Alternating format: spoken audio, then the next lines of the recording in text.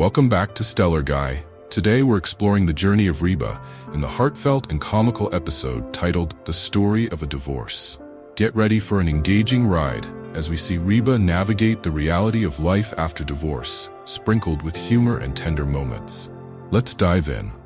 The episode begins with Reba holding an official envelope from the Harris County Courthouse. It's the final divorce papers, concrete evidence that her marriage to Brock is officially over. Lori Ann, her longtime friend, stands by her side, a mix of sympathy and her usual blunt humor at the ready. She congratulates Reba, saying that getting rid of Brock is like removing a wart, something painful but necessary. Reba manages a smile, but the moment isn't lost on her.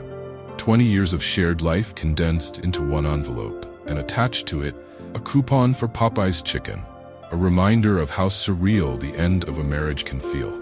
Lori Ann offers to take Reba to the spa, convinced that a mud pack is the perfect remedy to erase memories of a cheating ex-husband.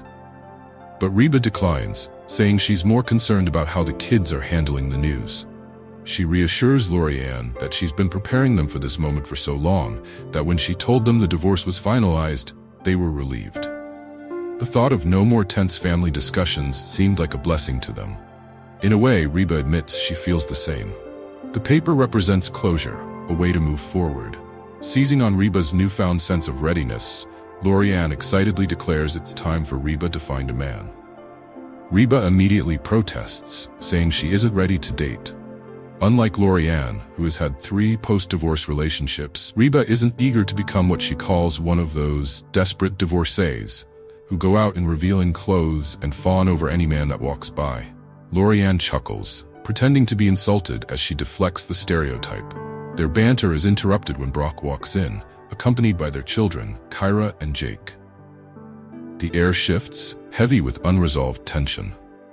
Brock, trying to maintain civility, hands over the new shoes he bought for Kyra and Jake's slime toy, a weak attempt at easing the situation. Lori Ann doesn't miss a beat, adding sarcastically that they were just talking about Brock, comparing him to unsightly blemishes.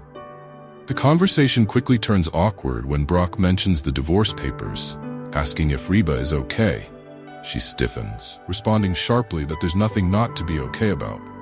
Brock's attempt at expressing concern lands flat, and with a muttered assurance that he and Barbara Jean are there for her if needed, he exits, leaving behind a silence that feels both loud and empty. Determined to help Reba move on, Lori Ann pulls out a digital list, 2 megabytes worth of eligible men.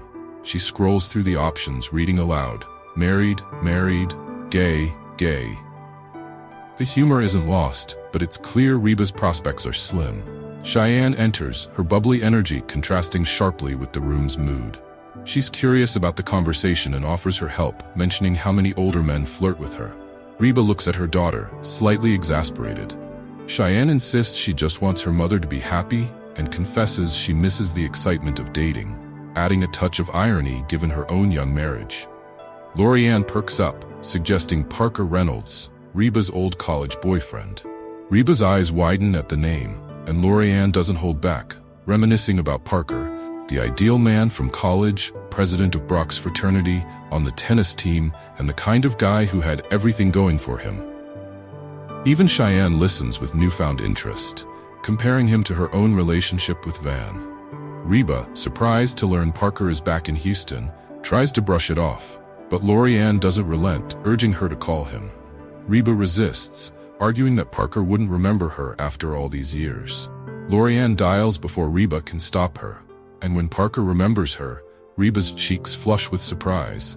As the date night approaches, Reba preps nervously, changing outfits repeatedly, while Van and Cheyenne offer unsolicited advice. Van, playing the role of a protective son-in-law, reminds her not to stay out too late. Cheyenne, half-joking, tells Reba to start slow and not end up in a whirlwind like she did. It's all in good humor, but there's an undertone of genuine care. With a mix of nerves and anticipation, Reba heads out, leaving the family exchanging amused glances. At the restaurant, Reba's anxiety peaks as she waits for Parker. The moment he arrives, the years melt away. He greets her warmly, noting that she looks just like he remembered. Their conversation flows effortlessly, filled with shared memories of college, laughter, and inside jokes. It feels comfortable, maybe too comfortable.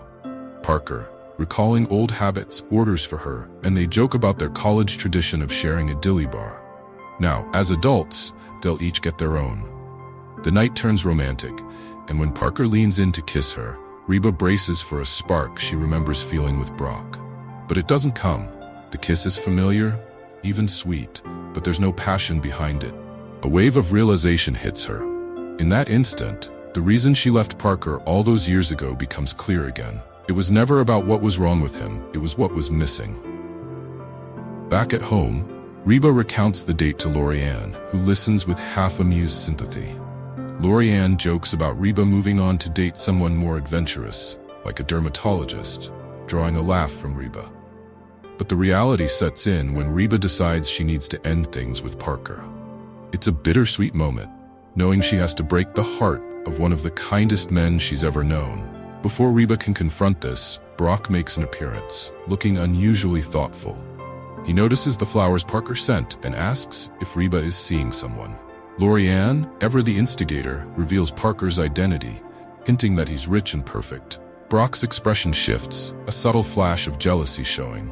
Reba interrupts, reminding everyone that her romantic life is her own business now. Reba's next encounter with Parker is tense. He senses something is amiss and tries to brush it off with humor. But Reba, seeing no other way, blurts out, "It's your kissing." Parker's face falls. The man who seemed so sure of himself is suddenly vulnerable. He jokes that he'd rather be called short, and when Reba explains there's no spark, he's left with resignation. He quips about not even getting the chance to use his hands, adding a bittersweet laugh before accepting her decision. As he leaves, Reba feels a pang of guilt, but she knows it's for the best. Back at the Hart household, Jake's innocent questions about a new dad highlight his fears. He's been misled by Kyra's teasing, which Reba addresses with a mix of sternness and empathy. Kyra's sarcasm belies her own struggles with the divorce, which Reba sees through. She sits her daughter down and confesses that even she is scared. But moving forward is the only way, even if it's uncertain. The heartfelt moment between mother and daughter ends in a hug, bridging the emotional gap. As the day winds down, Brock returns, catching Reba alone. There's an unspoken tension, softened by nostalgia. He awkwardly admits that while he'll be jealous when she finds happiness, he hopes she finds it. Reba, surprised, takes a moment before responding. There's a brief flash of the bond they once shared. But before it can linger, Barbara Jean's voice calls out for Brock, shattering the moment with humor. Brock exits, leaving Reba alone but more resolved. Thanks for joining us at Stellar Guy. We hope you enjoyed this deep dive into Reba's The Story of a Divorce, where humor and heart intertwine. Don't forget to like, subscribe, and stay tuned for more episodes. See you next time.